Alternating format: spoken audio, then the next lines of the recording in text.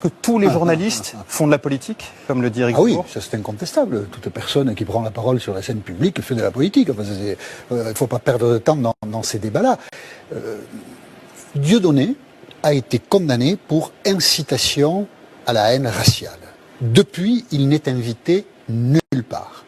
Éric Zemmour a été condamné il y a 15 jours, mais il l'avait déjà été avant. Ouais.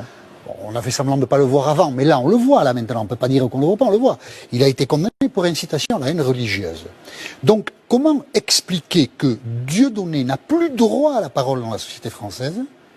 Quand il veut donner des spectacles, il est obligé de se dissimuler pour louer une salle, ne pas dire que c'est lui qui y va, parce que sinon on refuse de lui louer la salle, et c'est par effraction que Dieudonné peut avoir la parole dans la société française. C'est très bien d'ailleurs qu'il ne puisse pas parler, puisqu'il ne veut que répandre la haine, Dieudonné. Mais Éric Zemmour, c'est exactement la même chose. Mais Éric Zemmour, on ne l'interdit pas de parole.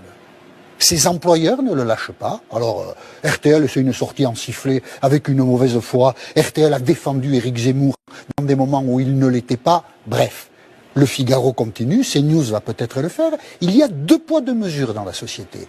Un discours antisémite est sanctionné, un discours anti-arabe ne l'est pas. Et on est devant cette contradiction.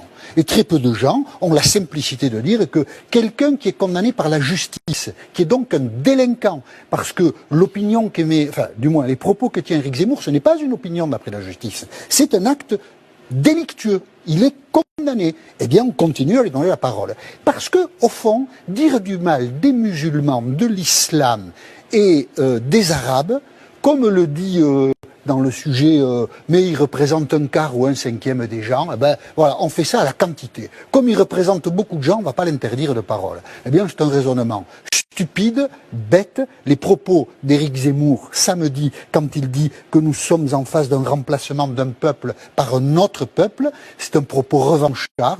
Nous sommes colonisés, nous avons colonisé l'Algérie. Maintenant, les Algériens, les Arabes, tout ça c'est la même chose, nous colonisent. Eh bien, c'est un propos de haine. Et si les journalistes n'ont pas, les employeurs, les journalistes n'ont pas la ressource d'interdire leurs propos sur leurs antennes, eh bien on se prépare des lendemains difficiles. Et il est évident que nous n'avons pas ce courage-là.